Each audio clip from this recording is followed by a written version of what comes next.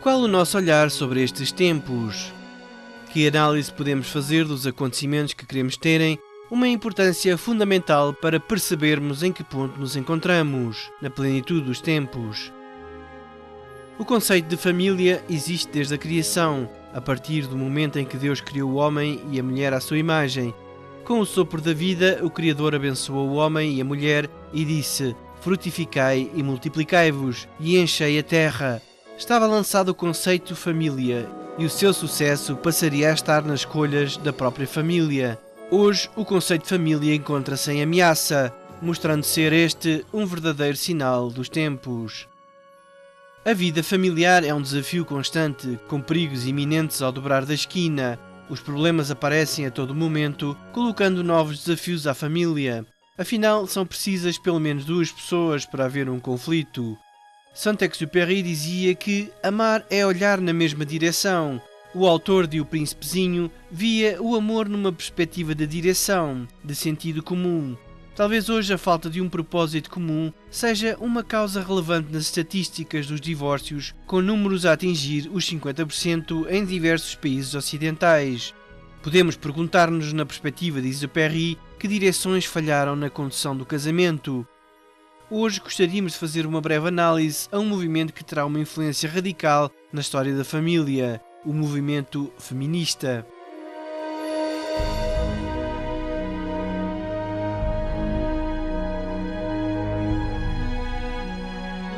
O movimento feminista tem como discurso central a equidade da mulher no plano social, económico e político. Diversos analistas dividem a história deste movimento em 3 vagas. A primeira terá ocorrido no final do século XIX, princípio do século XX, a segunda em plena época da Revolução Sexual, nos anos 60, e a terceira vaga estende-se desde os anos 90 até ao presente.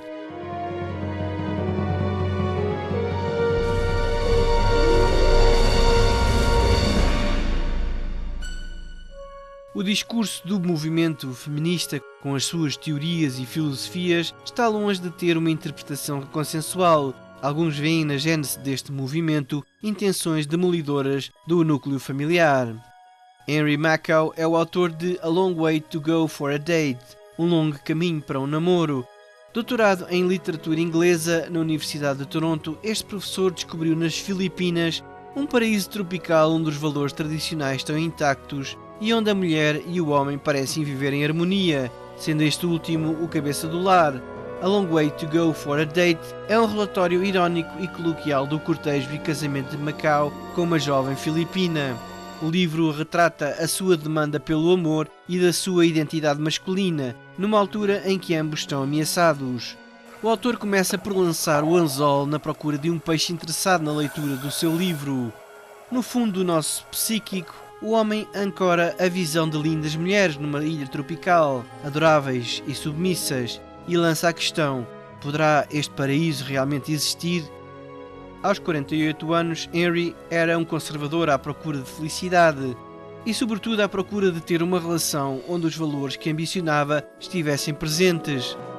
No centro da derrocada do seu interesse por uma mulher ocidental não terá sido somente o seu divórcio, mas sobretudo por ver que a mulher moderna tem essencialmente como alvo e perspectiva a sua autossatisfação. Investir na família e em filhos parece ser hoje cada vez mais uma perspectiva do passado. No voo alado para as Filipinas, na cruzada pela mulher dos seus sonhos, Henry fala com uma jovem mulher sentada ao seu lado. Uma bela mulher, por sinal, professora, casada, sem filhos e com objetivos precisos: prosseguir o melhor estilo de vida possível. Se ama o seu marido, parece ser pouco relevante. Esta mulher vê Henry como todas as mulheres da sua idade. 48 anos é igual a 68. Ela acha que uma mulher filipina não tem outra opção senão aceitar um homem como Henry, porque verá nele a saída de uma vida sem perspectivas. Um homem como eu é um caminho para uma vida melhor, confessa o autor. Por outras palavras, Cecília, a filipina, estará a usar Henry e por sua vez este a usá-la. Interessante a perspectiva de uma mulher moderna, pensa o autor. Henry sente a necessidade de pôr em paralelo os ideais de realização da sua mãe, uma mulher tradicional, com os de Linda, uma mulher moderna. Henry Macau sustenta: a minha mãe costumava dizer que encontrava realização ao amar e servir. Numa ordem de prioridade, o meu pai, os seus filhos, o Canadá e a Israel. Ela deixa-se de fora da sua própria lista. O que o feminismo terá, afinal, a ver com a perda dos valores tradicionais? O que estará por detrás do movimento feminista? Se há algo na gênese deste movimento, poderemos perguntar se a família tem sido visada pelos seus instigadores. Aaron Russo foi um produtor de sucesso em Hollywood e candidato à presidência americana em 2004. Antes de morrer de cancro em agosto de 2007, Aaron lançou a sua última produção, América, da Liberdade ao Fascismo. Aaron estava convencido da utilidade da luta pela emancipação das mulheres, que as mulheres têm o direito de trabalhar, de receber o mesmo salário que os homens, tanto como o direito de votar, etc. Ele conta como, em conversa com Nick Rockefeller, ter ficado a saber que foram os Rockefeller que fundaram e financiaram o movimento feminista. Em entrevista a Alex Jones, Aaron conta como Nick Rockefeller confessou-lhe: nós que possuímos as televisões e os jornais, a Fundação Rockefeller, etc., queres mesmo saber por que fundámos o movimento feminista? Há substancialmente duas razões. A primeira razão é que, anteriormente, nós não podíamos taxar metade da população, as mulheres, portanto. A segunda razão é que agora as crianças vão para a escola muito mais cedo. Podemos assim então endoctriná-los muito mais cedo e tocar no seio familiar, para que as crianças olhem o Estado como a sua família, que considerem a escola, as autoridades como a sua família, não os pais a ensiná-los. Esta confissão incrível viria a levantar o véu para uma realidade incontornável. Há de haver uma agenda para desmoronar os valores tradicionais da família. John MacArthur, pastor e autor conhecido, é um dos cristãos mais empenhados em desmistificar o feminismo. Segundo ele, o movimento feminista é um dos movimentos mais devastadores, debilitantes e destrutivos dos nossos dias. Está a mudar não só o mundo, mas tristemente também a Igreja. O primeiro argumento de que a emancipação, a igualdade de salários, a igualdade de oportunidades é a base deste movimento não é de todo a sua razão inicial.